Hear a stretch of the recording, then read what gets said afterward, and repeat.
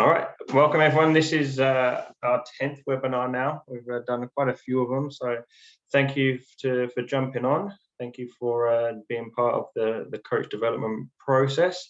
This session this evening is on pre-season and some physical conditioning, which is obviously a relevant topic at the moment, given that most grassroots football have just done their grading or going through it right now, weather permitting, and then we're into some pre-season. Not that we're going to have too long of a pre-season with what weather currently looks like, but nevertheless, we'll still have something before we're into round one.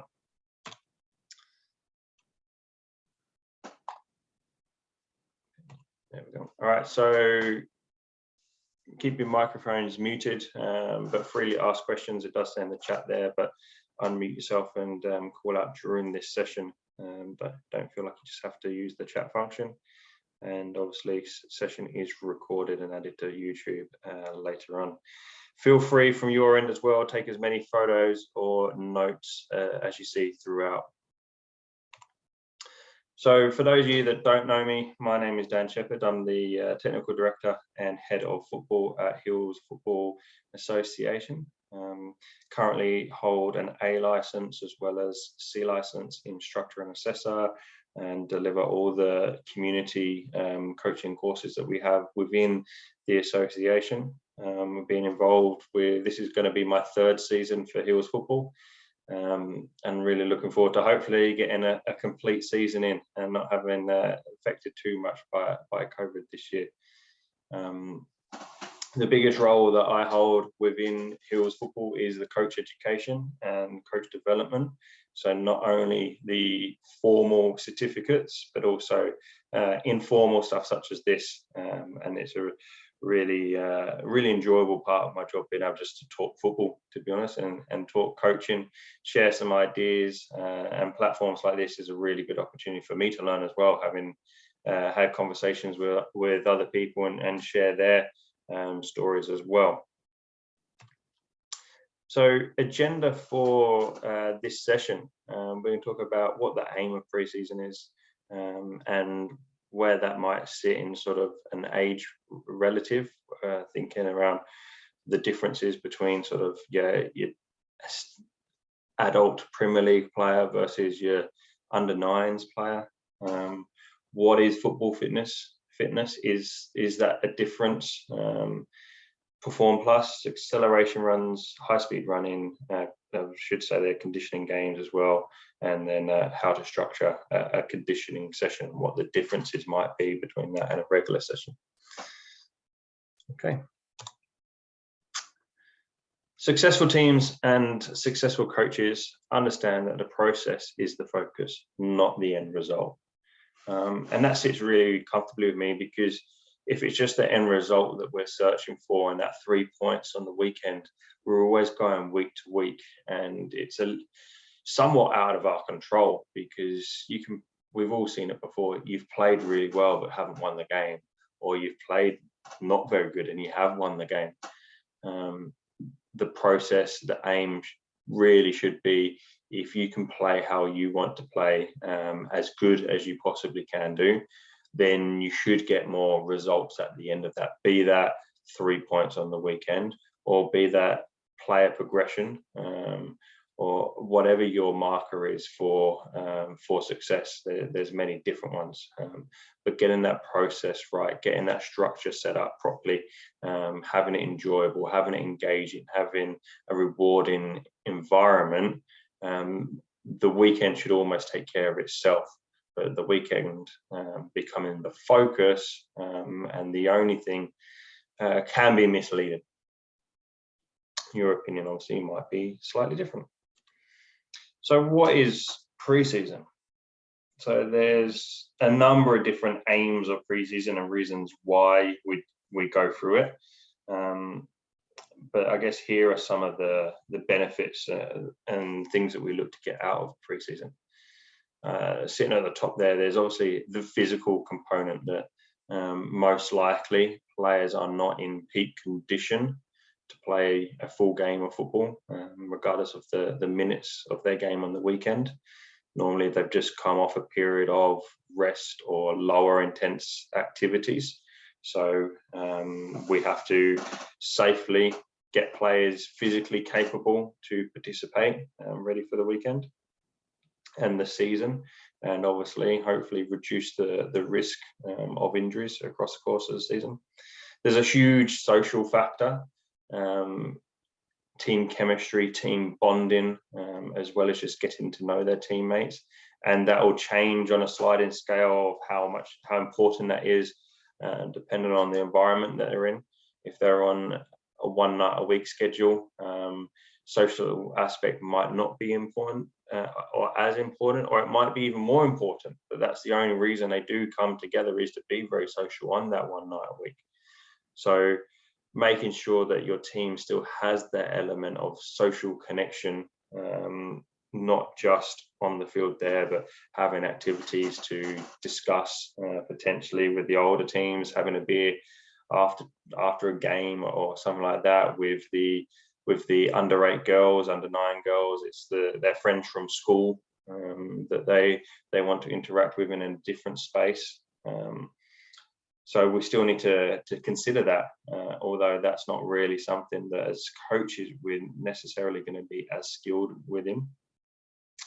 The mentality, what sort of mentality as a representation of your team, what sort of characteristics within the individuals do they need to have, what sort of attitude are they going to display, what sort of behaviors are they going to show, and it starts to bed those sort of consistencies across the group.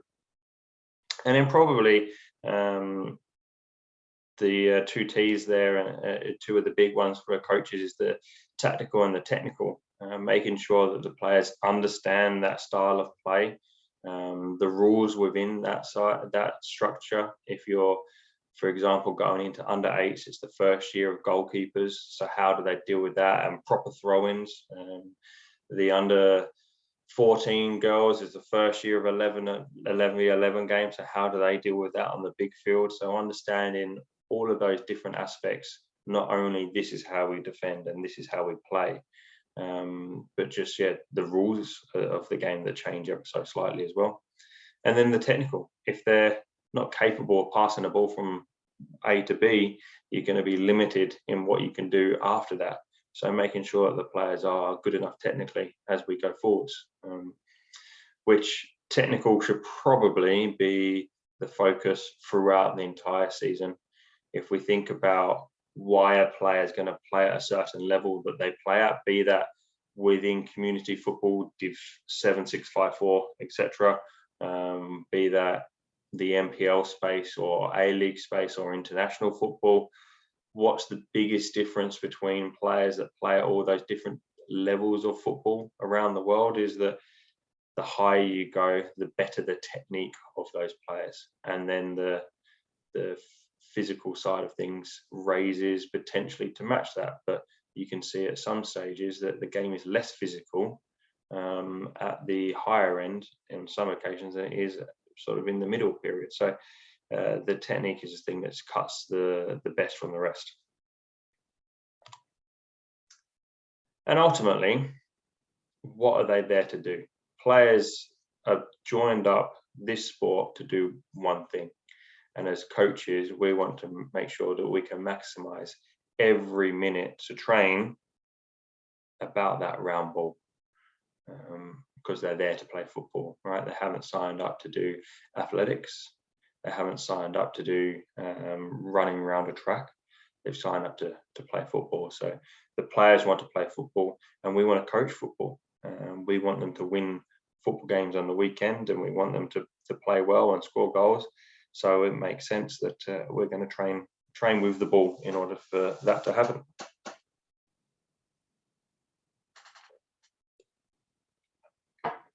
And as sort of alluded to before with the technical side of things, at the highest level, the special players make the difference. Okay, why does everyone know the Messis and the Ronaldos and the Sam Kerrs and the Alex Morgans of the world? Because they are special players that make the difference, and they quite often score the goals or create the goals that other players couldn't do. And scoring is quite possibly the most challenging part of our game. So it's not necessarily the fastest player or the fittest player that makes the difference at the highest level. It's normally the one that can do something with the ball that the others can't do. And how are they often going to do that? By training and playing with the ball. So age relative. Before we go into what happens, what's necessary for training and conditioning with certain age groups, it's worthwhile going back a step and having a look at what the building blocks are, what age are players in and what they're looking for. So the first stage is sort of the intro to football, and that's the discovery phase. Most players will have their first introduction to formalized football around 5 years old, which is in line with typically starting kindy. And most clubs will sort of start an under sixes program. But there'll be many others that have interacted with the game beforehand, be that through siblings and family members, kicking the ball around in the backyard with mum and dad. But there's also other programs there like Mini Roos and Little Legends that might have an experience too before club football. But they will still sit within the discovery phase. After that is the skill act phase, which is typically your discovery will be K1 to 2, and then stage 2 at primary school with year 3 typically is when the skill act phase will come in. So they're still learning the game by quite some stretch. It's, as we said before, under 8s is the first year with goalkeepers, so they're sort of probably all in that sort of stage experiencing goalkeepers for the first or the second time. But they still really are developing the skill set in order to play the game. Then we look at sort of game training phase, which that sort of aligns itself with the 11v11, and that will change ever so slightly dependent on the rules of the competition. So some competitions have 11v11 starting at under 13s and some have it starting at under 14s. But that's slightly dependent there. But game training element, where we want them to train about the game and learn far more tactical sides of things, happens really at 11v11 football. And we're sort of hoping by the time they get to 11v11, they really do have a grasp of the core skills and the skill level to undertake what football is. And then when we get to sort of 17, 18 and older, it's the performance phase where winning becomes a lot more of the priority, and where we now expect them that they've discovered football, they've acquired skills, they've now learned about the game, that they can put all those building blocks together and now go and win consistently and play well consistently, perform, because they've done everything underneath. So I know it can be very frustrating coaching under 8s, under 9s, or even under 16s, under 18s, whatever it is.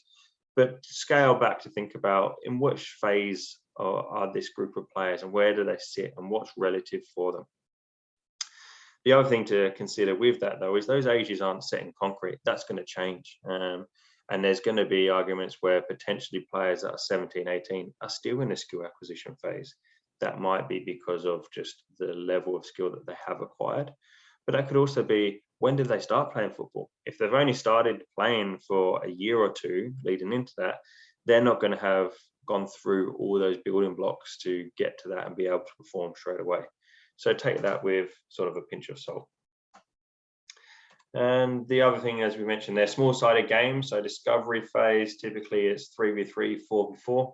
Skill act, it will be sort of 7v7, 9v9 across the width of the field. And then we're looking at the 11v11 stuff for the older age groups there. So taking it back to now, the fitness factors that will come into age of players.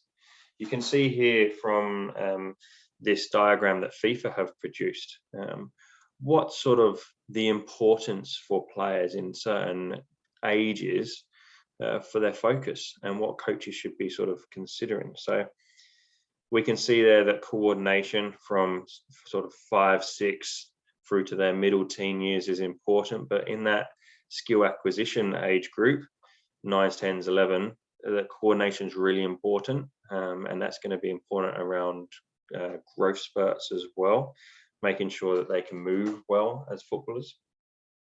And then you can see there is the aerobic capacity and the aerobic power, how it has the double blue boxes a lot later, that we don't need to really worry about how fit they are as such until they start getting towards that 11v11 football. Moving on to the speed there. Speed's obviously very important in football, and we want them to sort of develop that in as they are younger, as they can start to get a base with their growth and their understanding of their body. And strength, obviously you're always going to be getting stronger as they develop and get older, but the double blocks there really show that later to mid to late teens is where that we need to have more of a priority in strength training. And if suppleness or flexibility, that's a good consistency throughout, but a lot again lines up with the coordination and the speed there for some younger players to consider. So have a think about there as coaches, how many cooldowns do we do, or do we just finish and go, off you go guys, see you next week? Do we take time to do some stretches at the end of training? Just give me a sec.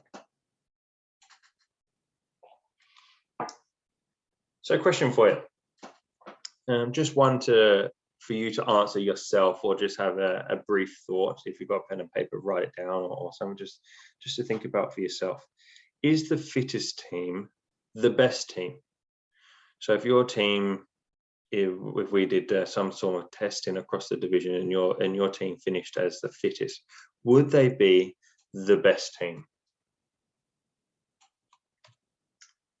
So what we've got here is a FIFA results from the 2018 World Cup, and I've highlighted there a couple of teams for you. So the 4 there that are in gold, we've got France, who won the tournament, Croatia finished 2nd, Belgium finished 3rd, and England finished 4th. Then you can see teams highlighted in blue. All those teams that finished in blue finished rock bottom of their group. They finished 4th out of 4 in their group stage and didn't progress out of the group. So what is this graph showing us? This graph shows us that you don't have to be the fittest team. You don't have to be the least fit team, or at least you don't have to do the most running in order to be successful. So you can see there that Panama finished 4th in their group, but only a couple places better than them is France, who won the entire tournament. And this is obviously an average across their games. Obviously, Panama played a couple less games than what France would have done. But you can compare that difference between Germany and Panama, almost the polar opposites, and both finished 4th within their groups. So you don't have to be the fittest. Typically, which will happen a lot, is the team that does the most running on the weekend is actually the team that often loses, because they are without the ball for longer and have done more chasing. Possibly. Here we've got another graph from the same tournament. Average distance that of a player is covering over 20 kilometers an hour. So that's a decent speed for running. And again, you can see the 4 teams that finished in the top 4 of the tournaments relatively evenly spread across that, with France again having the lowest repeat over 20 kilometer an hour runs as they were before across those top 4. And again, you can see the blue teams that finished 4th in their groups quite evenly spread out across that range of all the nations that were at the tournament. And Australia down towards the left of covering the most ground on almost both of those graphs. So potentially, as a country, as a nation, we are doing too much running and not enough time with the ball, potentially. I'm sure play in certain nations will have a different effect on that. But what I think both graphs will show us is that as a nation, we are relatively fit and we don't mind doing running, but is it actually the priority, and is it actually benefiting us that much? That's up for you to as a debate. However, we do know that you have to be fit in order to play. So based on our principles, a good physical condition for playing football is when a player can A, make better quality football actions, B, maintain the physical quality of their football actions for the duration of the game, C, recover more quickly between two football actions, and D, maintain recovery quickly between two football actions during the game. So it's not that a fit player is going to run for 90 minutes without stopping. I think the important one there for me is maintain their physical quality of their football actions for the duration of the game. And that's as fit as they need to be. They don't need to be more fit, and we don't want them to be less fit. And the requirement is going to change dependent on the division that you work in, the duration of their games, and the rules. So if you're playing in a competition that only has 3 subs allowed, and once they're off, versus if you're playing in a division that allows players to interchange unlimited substitutions throughout the game, the fitness requirement for those players is going to be very different.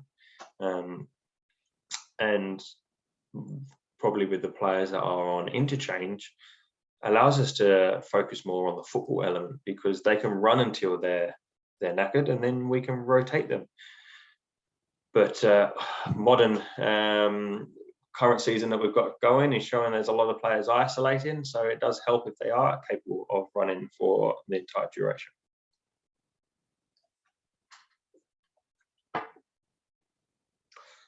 Another little question for you to think of, you're in there. What actions would a player undertake the most over the duration of a 90-minute football game? So do you think if you were to go outside and play a 90-minute game right now, you would spend more time walking, jogging, running, or sprinting? Make sure just in your head you've got an option of which one you think is the most used by a player. So the average distance run during a match for an under-18s national team, so this is a very high standard, shows that walking is 3.1 kilometers out of the nearly 13. Sort of a low jog, trot, low speed run, moderate run, 6.2 kilometers, with the fast running, so fast run, high speed run, sprinting for less than a kilometer. So again, this is a study taken from FIFA, and they've taken it from a national team, from a national team game, which I think is fairly indicative of what a regular football game would look like. When we typically think of pre-season training and fitness training for football, there's a lot of running involved, right? But the information that it's telling us that's relevant for a game is we only need to do moderate running with walking, and that fast speed stuff is a limited part of our game. So the fast run, the high speed run, the sprint is 0.85, but running backwards is 0.8. And how many times have we focused on fitness work in relation to running backwards? Probably far less, but according to the stats we've got there, it's almost the same. The other one to consider there as well is running with the ball. That's nearly 2 kilometers worth of running with the ball.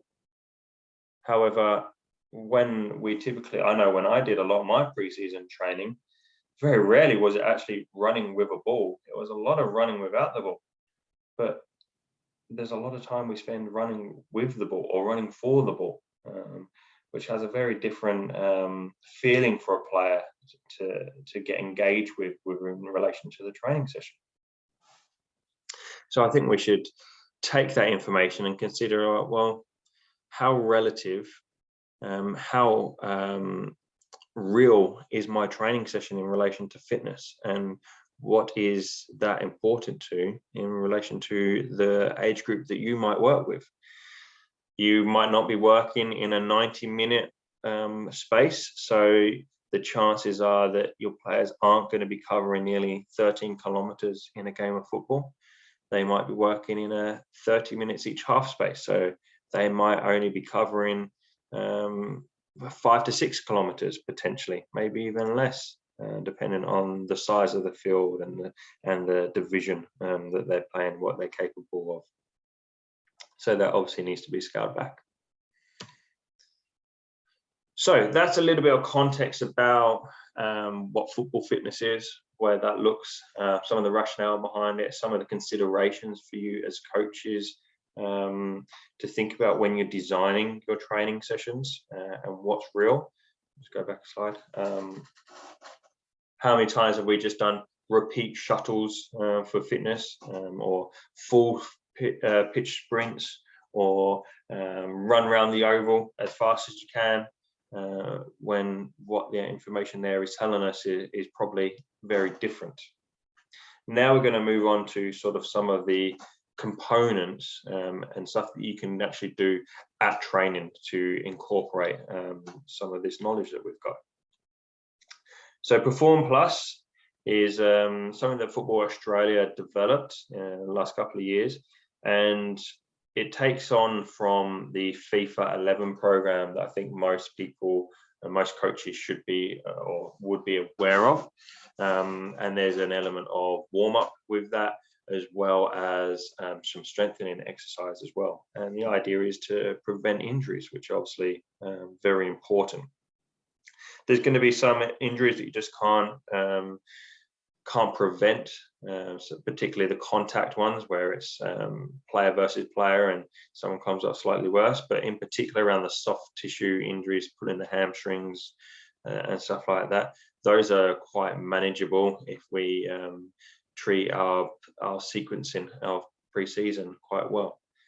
So take a note of that website that's at the top there, footballaustralia.com.au/performance/perform, and we'll go through some very quick information from that website. So there's a couple of elements that the website has. First one is the warm-up, and there you can see here I've just taken some screen grabs from the website, and those are all videos that can show you the activities of what to do. So if you're not too sure what to do for what's a good warm-up to do leading into a training session in a game, or some good activities to do, here they are, and you'll be able to grab them, and you can potentially send that link direct to your players and then say, right, at the start of warm-up today, captain or players, I want you to do this, and they should be able to do that. Majority of players, by the time they're in their teen years, would understand what most of this looks like, and they've probably all sort of done it to some sort of degree already. Then there's some performance elements, some strengthening and fitness side of things. So you've got the bench or the plank with different varying levels of difficulty. You've got on the side as well, you've got some jumping exercises, which I think jumping is a very forgotten part of fitness training for players. That obviously goalkeepers need to do jumping a lot more than outfield players, but landing properly, absorbing that landing is really important for injury prevention. And then your single legs for your balance and your coordination. Again, on that website, click on the pictures there, and you've got the videos to show you exactly how to do them. And then you've got some information for cooldown. Obviously, static stretching becomes really important in cooldowns. So that's all your sort of things like pull your heel up to your bum and balance, your butterfly for your groins, and you touch your toes, all those sort of stretches that you're going to hold for 10, 20, 30 seconds. But here's some of the actual football specific actions that are going to be really important to help build some injury prevention and improve some flexibility and some strength within our bodies for that. You've got here the hamstrings. So essentially that boy there has got to hold his body weight through his hamstrings, and when he gets low enough, he's going to catch himself into almost a push-up position and repeat. The quads is a squat and then raise it up to standing on your tiptoes. And the groin there, that leg that is the girl that's on her side, this bottom leg is going to be going up and down, and she's going to be using her groin to help strengthen that, and her core to really hold herself still. The website has some information around the level of difficulty, so you can go level 1, 2, 3, make it harder, make it easier, and you're probably only going to look at 4 to 6 reps, maybe 2 sets of each to go through per player, to ensure a really good balance across that. We will go into later on sort of the consideration of how often should we do this, and how many activities should we be doing per training session. So don't worry about that now. The next one is acceleration runs. So for an acceleration run, you're going to accelerate to the prescribed speed and hold that for the duration or the distance that you're running for. You're going to stop on the line with quick controlled deceleration, and you're going to wait the full allocated time of rest in between each go. The idea of an acceleration run is it's injury prevention, it's not fitness. So you're not trying to get them to explode too quickly. You want them to build up that acceleration over a safe distance and then maintain that throughout. You probably could put this at the beginning or the middle of your training session. Probably when I say beginning, not right at the very beginning, you're still going to do warm up and stuff first of all. I have a video here to help you help illustrate what we've got. So you can see here all the players lined up. We'll talk a little bit later about what the prescribed distances are and for when, but on this one they were given the width of the field, and as I said, they're going to accelerate to their whatever the set speed was. They're going to hold that all the way through to the end.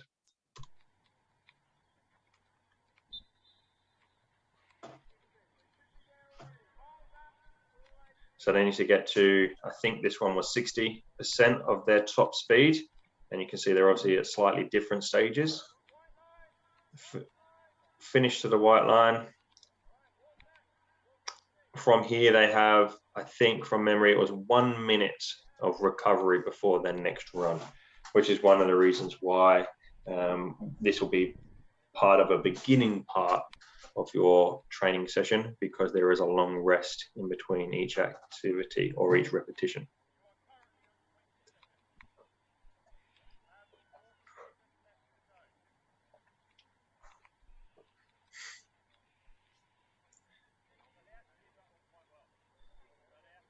You might as well decide with the rest that they might just stay at that end, turn around. Potentially as well, they could have a ball at the other end and do some juggles or some passing in that rest time. The idea is it's not meant to be too strenuous for them at this stage.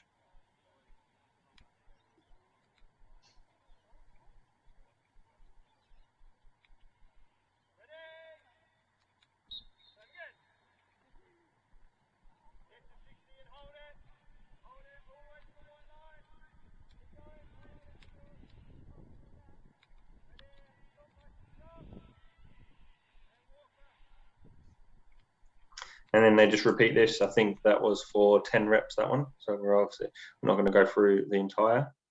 But this is the schedule that we had for this group that have been doing it as well. So on week 1, they ran 60 meters, which the average width of a field is, I think, 65, 70 meters. So for ease of things, on that one, we just use sideline to sideline for that one. The aim is to run at 60% of their speed for 6 reps, not 10, that was 6, sorry. And they get 60 seconds rest between. And the expected time of your training session would be then 12 minutes, to complete that whole set to go through. And you can see there how each week the distance, the speed, the reps, and the rest change as we go through. The reason we start with the longer distances because it's less explosive, and we want to make sure that by the time they've been doing a few weeks of pre-season training, they're a little bit more acquired to that, a little bit more understanding. The bodies are a little bit more conditioned, ready to go for that. To do the 60 meters at a high intensity is going to be tough, and it's going to be too much to put on the bodies too early. So we want to build them into that gradually. What we have here is a video of one of the last ones, so the 20 meters. They accelerate and slow down relatively quickly towards the line.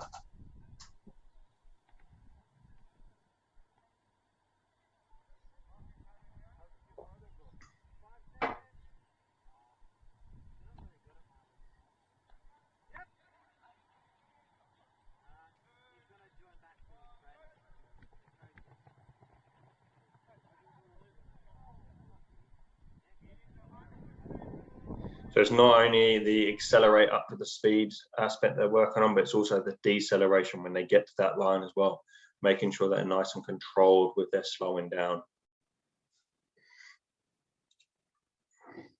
The next element to consider is high speed running. So we've obviously seen from the data before that there are times when players do high speed running, and we need to make sure within our training sessions that we do provide players with the opportunity to do high speed running over different distances, because if we don't get them physically ready for it at a training session, then their ability to do that within games is going to be compromised. And we want to, in an ideal space over a training session or 2 or 3, is expose them to enough stuff that's relevant for the weekend. Obviously, that's difficult if you're only training 1 night a week, or like we are now with wet weather and potentially we're not able to train at all. So we need to be mindful with that, and you don't want to go and do too much and expose them to too much running, and they do A, not enough football, or B, you're overloading the body and it's too much of a challenge. So with this one, we sprint over increasing distances. Typically can be added towards the middle or the end of training sessions, so that we know that the players are warm, ready to go and do this, that they're not cold in their muscles. The other consideration there is potentially your training session might have already incurred a fair amount of running for different reasons. So you might actually decide, I don't need to do my high speed running within my training session because they've already done that within the session. And obviously we want to make sure that the players have a suitable base level prior to doing this. You're not going to do this week 1, week 2. And because it is training, we want to make sure that they get the full rest period, so that we're not sending the players to do their high speed running under too much fatigue. We want that to be rested and make sure that they're ready to go again, so that they can hit that top speed consistently. Again, I've got another video for you here to show this one. So this is, you can see the difference now between the high speed running and the acceleration runs. As you can see, coaches are packing up on the field, so you can tell that it's the end of the training session.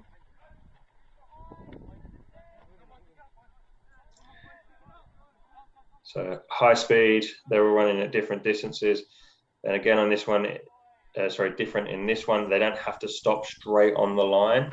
It can be just run through. We want them to hit that distance as fast as they can.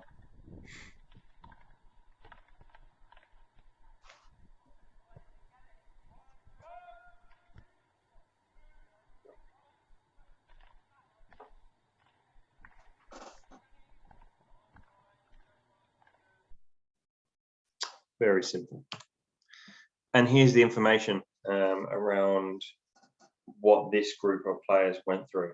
So they didn't start their high speed running until week 3. and it was in week 3, 4, 5, 6. So they've done the acceleration runs from before as the build up, as well as all their other training sessions, and they've gone through into this one. Distances, you can see, have increased and got longer as they've gone through that period. So a half a field is roughly 50 meters, so they're probably doing that one over week 5, session 2.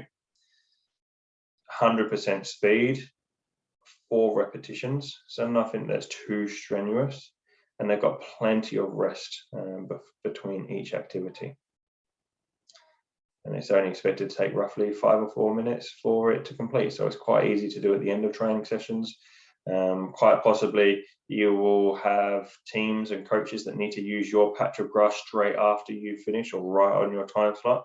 So there's no reason you couldn't squeeze an extra couple of minutes out of your training session by doing this down the sideline or in between someone's session, given that if you have appropriate space to do so, and that you're not getting in people's way. The next part to consider is conditioning games. And we've mentioned throughout, or definitely at the beginning of this, about trying to train for football. Use as much time as you can with a ball. And the examples that we've shown so far, acceleration runs and the high speed running, have obviously lacked a football within them. There's no reason why we can't have a football waiting at the end for them and they have to dribble it back, or they have to do some juggles during their rest time. Up to you with how you might want to do that. Conditioning games are small-sided football games that can be played with or without a goalkeeper. There's no corners and there's no throw-ins. All restarts with a goal kick. So we're trying to keep it end-to-end. We're trying not to have too many restarts. A goal kick must be restarted within 3 seconds, so we want it to play quickly. If goalkeeper takes too long to restart, then the other team gets the opportunity to start with the ball, and they've got 3 seconds to start with the ball. If they take too long, it goes back to the other goalkeeper, and that encourages some running as well. The aim of players within this is to run. So to do that, the defending team, or whenever you are without the ball, your aim is to close down and press every single time the ball moves. We don't worry about the tactical side of things here in terms of they might be going out of positions. We don't stop and coach them, because for a short period of time, we want them to work, and we want them to work really hard. Quite often, coaches will have to drive the intensity of this. If you're not being verbal, you're not being loud, and the players know that you're not looking, the intensity will drop and their running will slow down, and they'll cheat and they'll rest.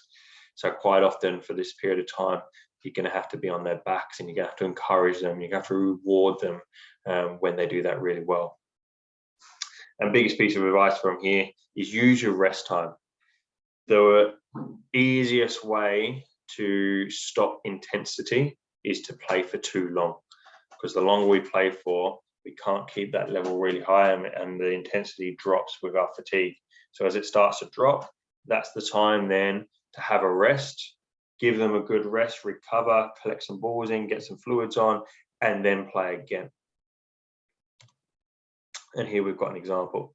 So in this game, it looks like 1, 2, 3, 4, 5, 6 aside, potentially 6 or 7 aside, and they're playing just not quite full width. You've got one goal on this line, and then that one looks like it's inside a little bit. You also, in this training session, on the other half of the field, there's another game going as well. So you will see coaches look between the two. You can see straight away, we've got players that are pressing the ball. Ball goes backwards and they're chasing after it. The quality of the game sometimes is a bit hit and miss because everyone's under pressure all the time, but that's also the aim of the game. So ambush them. Can you get 2 or 3 to be around the player with the ball at all times? Can you win the ball back as quickly as possible? Once you've done that, can you score as quickly as possible?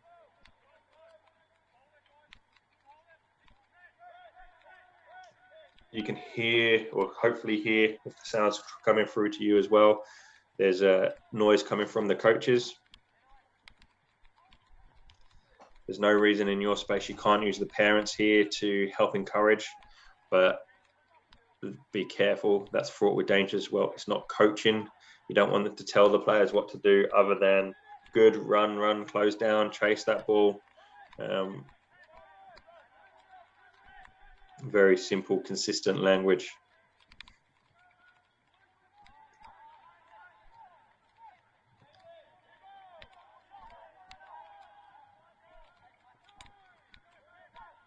See, goalkeeper had 3 seconds to get the ball in play. We don't worry so much about the shape of players in this age because they're getting ambushed all the time.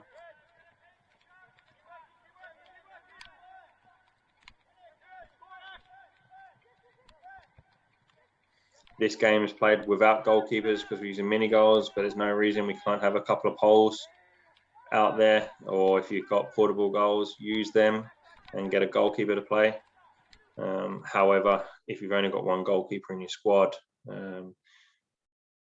potentially that can be a different scenario though. Now, you don't want to put a field player in goal at the other end and then them not get the relative fitness benefit. So consider that as well. So here's our schedule that these teams had with their fitness games. So you've got big games, medium games, and small games. And you can see that the big games are sort of 8v8, 11v11, which those might be unrealistic depending on the number of players that you work with. You've got a squad of 16, great. You can use 8v8 when you've got everyone there. But if you're in a small-sided space, you've got mini roos, mini tildes, you might not have that many players, so you might never get to big games. And obviously there you can see the dimensions of the field change with that, and then that brings its own little intricacies that if you don't have a space that's that big, then you can't do that as well. For that game that we saw there, that's probably going to be in the medium game space, where it was 6v6, 7v7 sort of numbers. Might even become like a 7v8 potentially if you have odd numbers with 50 by 40 or similar space. So potentially on that one, they might have done 4 games of 2 minutes. So the reason why we might do it that way is for that 2 minutes, we want it to be super high intensity. We want them to press, close down, lots of running, rest then for 2 minutes, and then we're going to go again. And that's quite a challenge, to be honest. It might sound simple, play for 2 minutes, rest for 2 minutes, but that's quite a challenge to do it properly, to really do it at high intensity. Another thing to consider when you're doing a game like that is you do need plenty of footballs and you need them ready. So if you've got parents that stand on the outside, you've got some injured players, if they can if they can be active to retrieve the balls and bring them back to the start positions, that's going to help to keep your game flowing within that. And you can see how this changes as we go through, and how we can make games slightly more challenging versus slightly easier, depending on the number of players we want and the number of minutes that we're going to work for, and the number of how long we're going to rest for, and things like that. Big games are good because you've got it's closer to a real game. Small games are really good because it's 4v4 to 1 ball. You're getting far more actions happening. You're getting far more touches on the ball, and often small games are more challenging than the big games are. So pick and choose as to what you think might be best within that. You can see within this schedule that on session 1 of the week, it was big games, and session 3 of the week was medium games. So in our schedule here, we always had 2 conditioning games within their week of training. So how would you take all of that and use all that information into a pre-season type training session? So typically, you're going to have a warm-up element. And again, I recommend looking at Perform Plus and FIFA 11 Plus in regards to stretches, dynamic movements to get players to be warm. You're going to have some form of passing or technical exercise at the beginning of a normal session, but a conditioning session might then go into acceleration runs, or it might go after you're passing the technical side of things. That's really up to you. You might then go into positioning games or skill training or some variation, which is like your small-sided games or some sort of variation with some sort of theme towards training session. You're then going to look at your game training, which is your playing out the back, pressing your football problem that you're going to try and coach. And this example is looking at a squad that's 14 and older. And then you would play a game in a normal sort of scenario during the season. But in a conditioning session, you're going to replace that with a conditioning game. So it's still a game, but it's just going to be high intensity. And there's going to be things where it's going to be different to potentially what you've coached them in the game training. So you might coach pressing. Great, that's really good for your conditioning game because that links in quite well. But you might have potentially then coached a defensive deep block, and now you're going to go and do a conditioning game where they need to press. So it might be tough for you to link the two sometimes.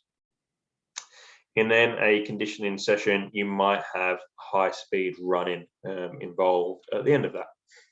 And then you're going to have your cool down and the perform plus exercises in relation to hamstrings and squats and things like that. Acceleration runs and high speed runs have the asterisk next to them. Typically, you're not going to have high speed running in until you're a few weeks in, first of all, but you can start with acceleration runs in right from your first session. And the other thing to typically consider is you probably wouldn't have them on the same session. So there would be a period where the boys in the video that we've shown you have overlapped and in the same week had acceleration runs and high speed running, but they wouldn't have had them on the same nights. So we always structured it that if they were doing acceleration runs, they wouldn't do the high speed run or vice versa. And I think from the information you would have seen into this presentation already, the high speed running was on session 2 and the acceleration runs were on either session 1 or session 3. And then obviously cool down and the other exercises. So what if your team is younger than under 13s, under 14s? Well, parts of this can still be used, and there's parts of it that are still going to be very relevant.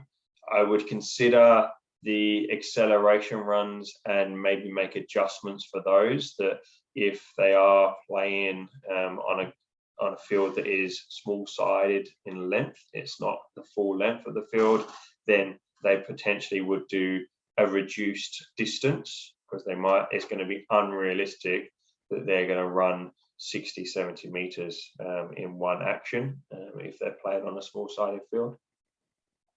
You probably don't need to worry too much about the sprints, and you probably don't need to worry too much about the conditioning games and really drive that and push them to high fatigue levels when they are at that younger stage. But you can use other football activities to help engage them and use them playing football just to keep them at high intensity levels. And as we sort of suggested before, one of the ways to do that is through using short bursts and having your rest times, maximize that. What we have here is an example of a session that you'll find in skill training for in the skill acquisition phase under 9s to under 13s. This is taken straight from the national curriculum. If you've seen that, this exercise is in there. And all that happens is this yellow player will dribble the ball into the shooting zone. As soon as once they're in there, at any stage, they're allowed to shoot into this goal. As soon as the yellow player does shoot, or the ball crosses the line, however you want to set up your rules, this blue player will then take off and try and do exactly the same thing and get into the shooting zone. and then it just continues in that fashion. As soon as the blue player would shoot, great, second yellow player then takes off.